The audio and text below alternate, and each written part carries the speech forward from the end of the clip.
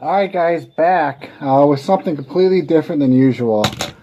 Just recently I was at a farm, or I was scouting farms, and I found a farm with a lot of pigeon, and the farmer asked what was the minimum power I can shoot a pigeon with, and because he was worried about damage to the shed.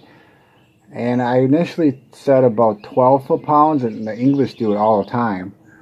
And then I had a 15-pound air gun in the back of my car, so I shot it for him. He said it seemed a lot louder than his BB gun. I said, yeah, well, the BB gun only shoots about 6 foot-pounds probably. I don't really know, but I said about half that. And he's like, well, I used to shoot them all the time with my BB gun and kill them when I needed to. So if you have a BB gun, you can use that. And I said I do have BB guns at home, but I never really used them, and I'm not sure if they were accurate enough. And he said, well, if you come back with a 6-pound BB gun or a 6-foot-pound pellet gun, you can shoot them. So initially I said no to that farm, and it just got me thinking. I'm like, is it possible to shoot pigeon from inside a barn with a BB gun? So I have 2 BB guns. They're actually my son's, and we fitted out a Picatinny rail on the red Ryder, and then I put a Sig Sauer 2x7 on the Daisy Powerline 880, and I chronied both of them. This one is shooting approximately 273 feet per second. This one's about 580 feet per second. With the best, I tried 3 different BBs, and the best one is still the Crossman Copperheads. I did it last night. Now I'm going to go to the range and actually shoot at 14 yards. I'll show you the distance. Make sure I'm not lying about this.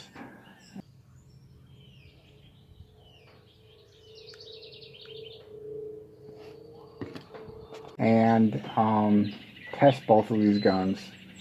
Now, when I did this, I had lots of memories come back, because I actually owned both of these guns when I was a kid. I had this one from about 8 years old. I still have it, but I only fired from 8 to about 11, and then when I was 11, I got this one because it was more powerful and more accurate. And I just enjoyed it a lot more. And it had a scope, and I always thought to myself, what if my Red Ryder had a scope? It's got benefits of quick follow-up shots. I could put 700 BBs in it and keep firing. If my Red Ryder if I could find a way to put a scope on my Red Ryder, I would use that one.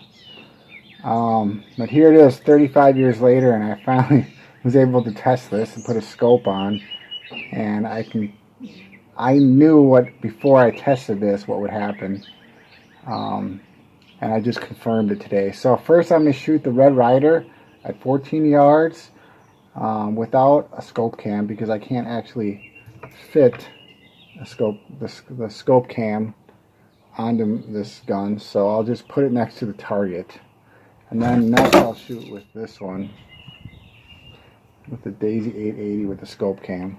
Hope you enjoy the video.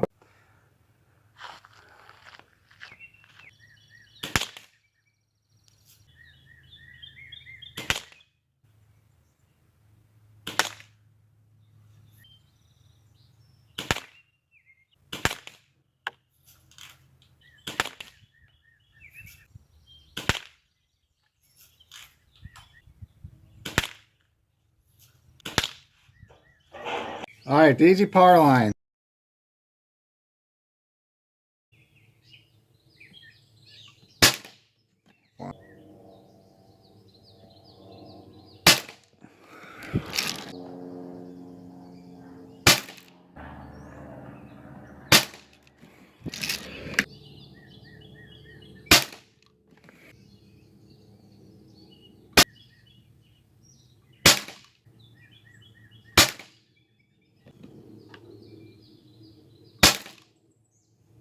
Alright, conclusion.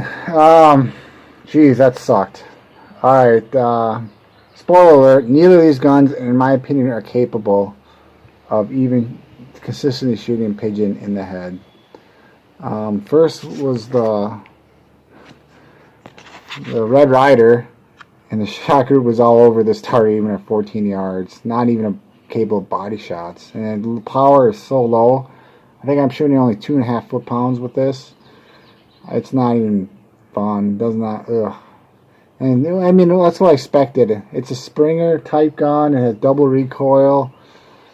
I just don't like Springers, and I thought my Red Ryder was more accurate than this, but I guess not. Maybe it was. I should test that. Anyway, so the Daisy Powerline won, but as you can see, it's nothing to get excited about. It seemed like half the shots were tight, right near the bullseye, which would have been pigeon headshot capable.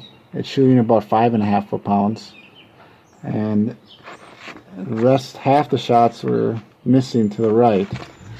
I could do clean the barrel, but I don't think I could put a lot of effort in this. I don't think BBs are capable, and I just remembered when I was out here that this actual gun can shoot pellets too. So I'm thinking about going to the local store, because I'm not sure what kind of 177 pellets I have, buying some Crossman cheap pellets and continuing this, which I'm probably going to do.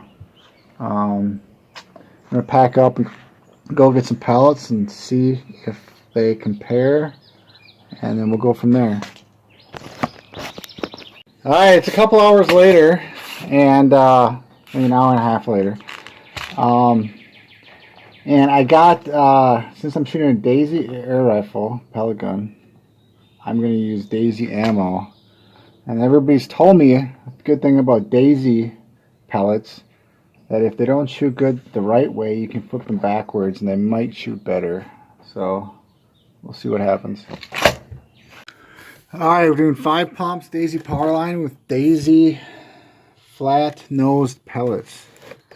Flat nose seem to always fly pretty decently around, not past at close range, 15 yards or so. 1, 2,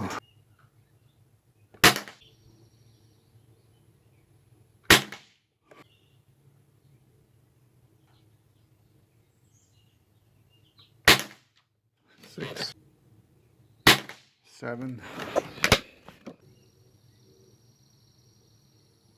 8, 9. Woo! Okay, in conclusion, pellets with the Daisy. I mean, BBs with the Daisy. And then pellets. Huge difference. This gun is absolutely capable now of headshots at 14 yards with flat nose pellets. They're actually Daisy flat noses, and they do fly really good at 15. They're almost so good that I'm going to go back to 25, see what happens. So Daisy Powerline wins. And then I'll end this video with a shot group at 25 yards. 25 yards, see what happens. Aim at the top of the red circle.